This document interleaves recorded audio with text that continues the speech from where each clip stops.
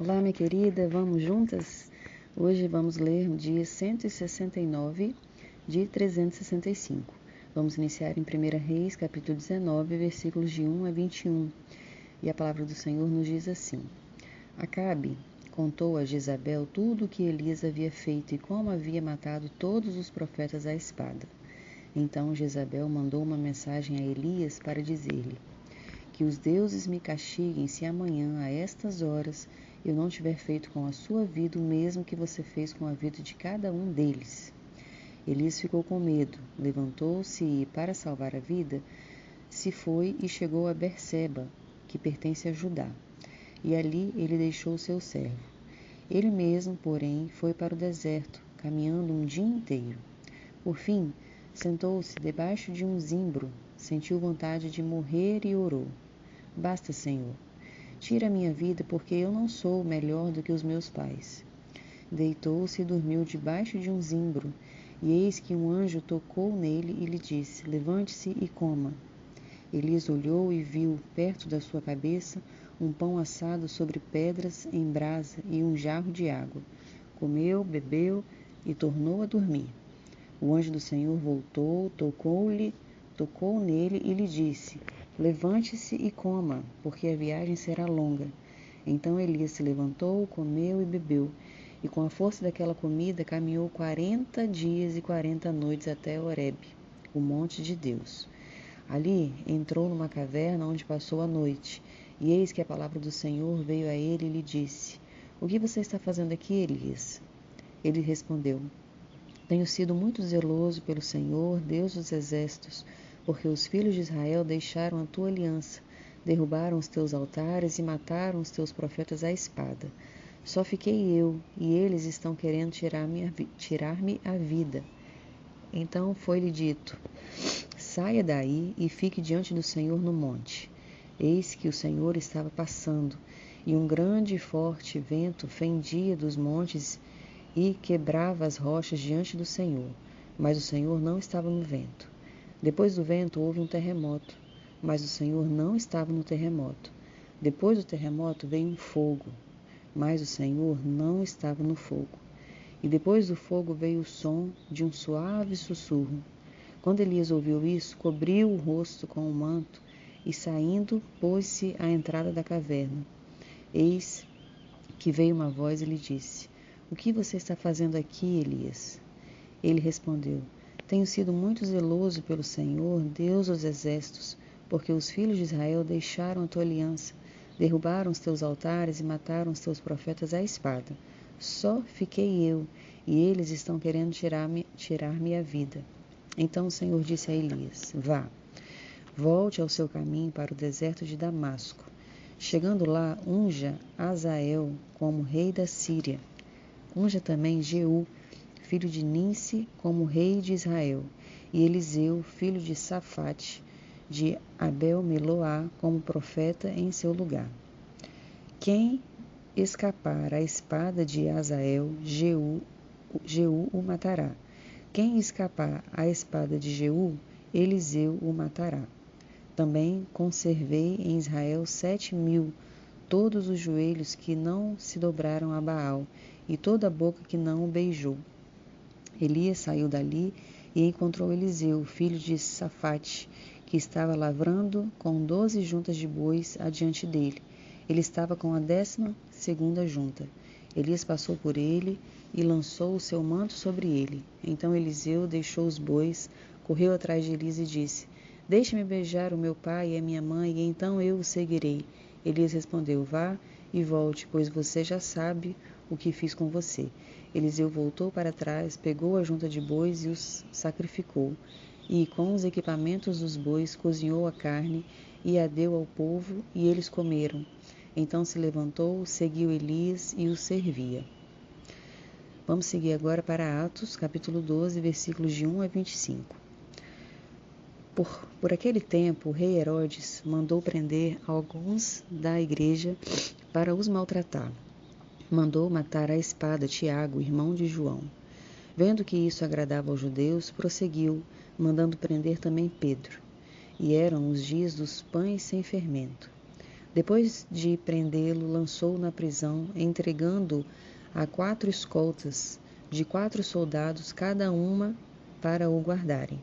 A intenção de Herodes era apresentá-lo ao povo depois da Páscoa.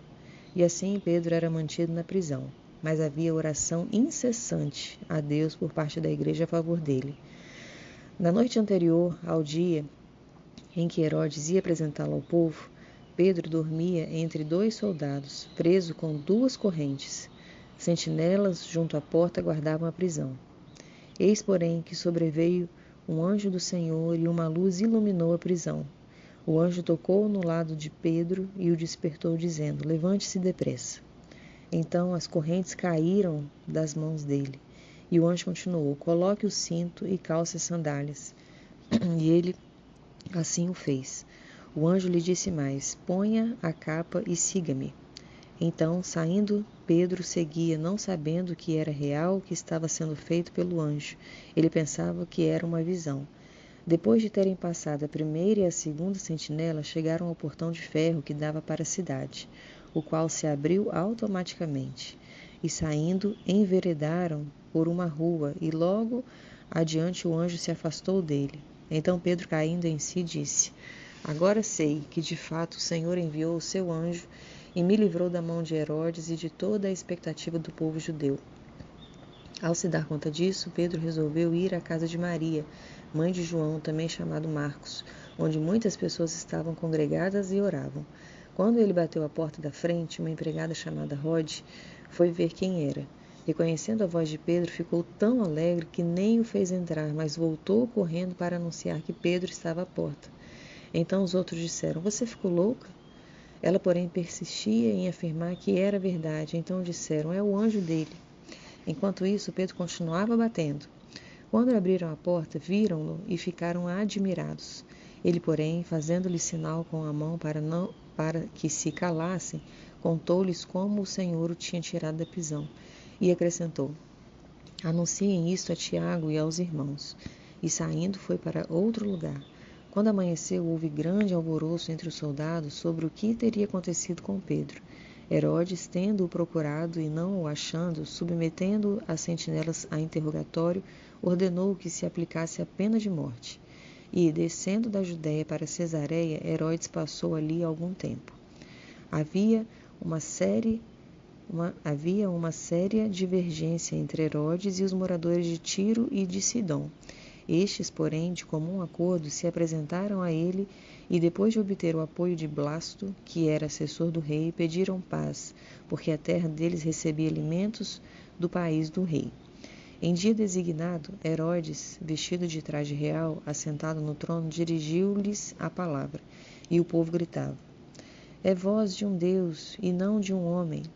No mesmo instante, um anjo do Senhor feriu Herodes, por ele não haver dado glória a Deus, e comido de vermes, morreu. Entretanto, a palavra de Deus crescia e se multiplicava. Barnabé e Saulo, cumprida sua missão, voltaram de Jerusalém, trazendo consigo João, também chamado Marcos.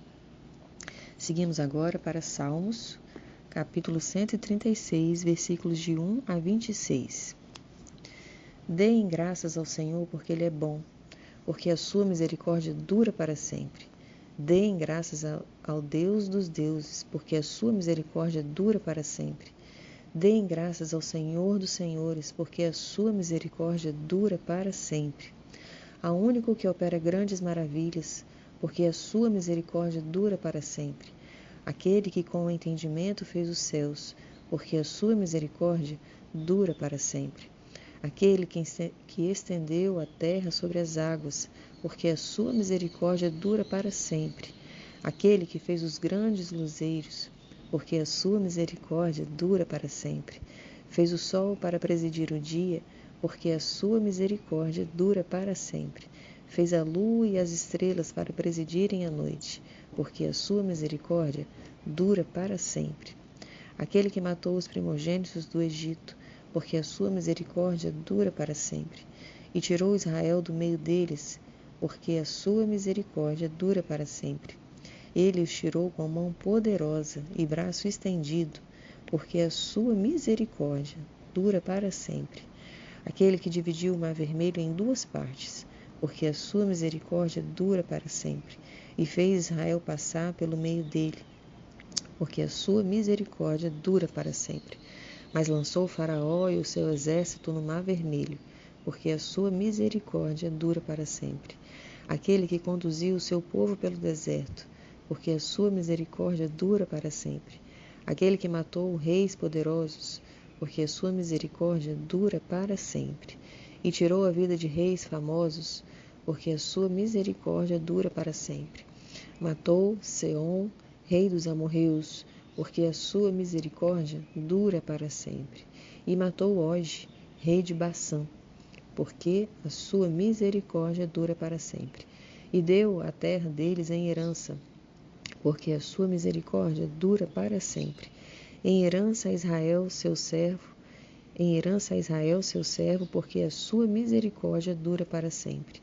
Àquele que se lembrou de nós em nosso abatimento, porque a sua misericórdia dura para sempre, e nos libertou dos nossos inimigos, porque a sua misericórdia dura para sempre. Dá alimento a todos os seres vivos, porque a sua misericórdia dura para sempre. Deem louvores ao Deus dos céus, porque a sua misericórdia dura para sempre. Vamos finalizar hoje com Provérbios, capítulo 17, versículos 14 e 15. Começar uma discussão é como abrir uma represa.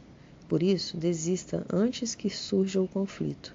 O Senhor detesta quem justifica o ímpio e quem condena o justo. Amém, minha querida, que o Senhor te abençoe neste dia. Eu agradeço a sua companhia, eu sou a Cláudia e te espero na próxima semana.